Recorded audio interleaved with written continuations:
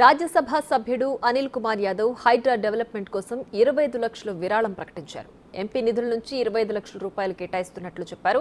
CM Revanth Reddy హైదరాబాద్లోని చెరువులను భవిష్యత్తు తరాలకు అందించేందుకు హైడ్రాను తీసుకొచ్చారని అన్నారు. సీఎం ముందు చూపుతో నగరంలో కబ్జాకు గురైన చెరువుల పునరుద్ధరణ జరుగుతుందని ఆశాభావం వ్యక్తం చేశారు. పెద్ద ఎత్తున ఆదరణ వచ్చిందంటే అది మా నాయకుడు రేవంత్ రెడ్డి గారు ఒక ఆలోచన విధానం. ఎందుకంటే రేవంత్ రెడ్డి గారు సూటిగా ఒక కమిట్మెంట్తో ఎన్ని పొలిటికల్ క్రైసిస్ ఎన్ని పొలిటికల్ ఆబ్లిగేషన్స్ వచ్చినా కూడా ఆయన తీసుకున్న మాట మీద నిలబడి ఎన్ని ఆబ్లిగేషన్స్ వచ్చినా ఎంతమంది పొలిటికల్గా ముందు వచ్చి ఇది మాకు తెలిసిన వాళ్ళది మాకు దగ్గరున్న వాళ్ళది అని చెప్పినా కూడా అందరినీ కూడా ఒకే ప్లాట్ఫామ్ తెచ్చి దీంట్లో ఎవ్వరికి కూడా మేము రిలాక్సేషన్ ఇయ్యము.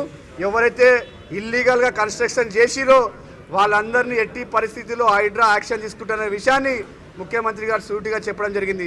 చాలామంది కన్స్ట్రక్షన్ చేస్తూ చాలామంది బిల్డర్స్ కావచ్చు, చాలామంది పెద్ద పెద్ద కంపెనీస్ అంటే ఇన్ఫ్రాస్ట్రక్చర్ కంపెనీస్ కావచ్చు, వాళ్ళందరూ కూడా లేక్ వ్యూ పేరుతో ఎన్నో లేక్స్ని కబ్జా చేసిన విషయం మనమందరం కూడా చూసినాం.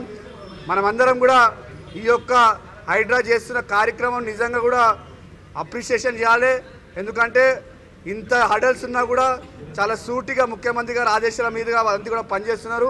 మరి దాన్ని దృష్టిలో పెట్టుకొని అంటే రాజ్యసభ సభ్యుడిగా అదేవిధంగా నాకు వచ్చిన ఎంపీ ల్యాడ్స్లో ఒక 25 లక్షలు ఒక డెవలప్మెంట్ ఫండ్ కూడా ఈరోజు హైడ్రాకి ఇవ్వడం విషయాన్ని కూడా ఈ సందర్భంగా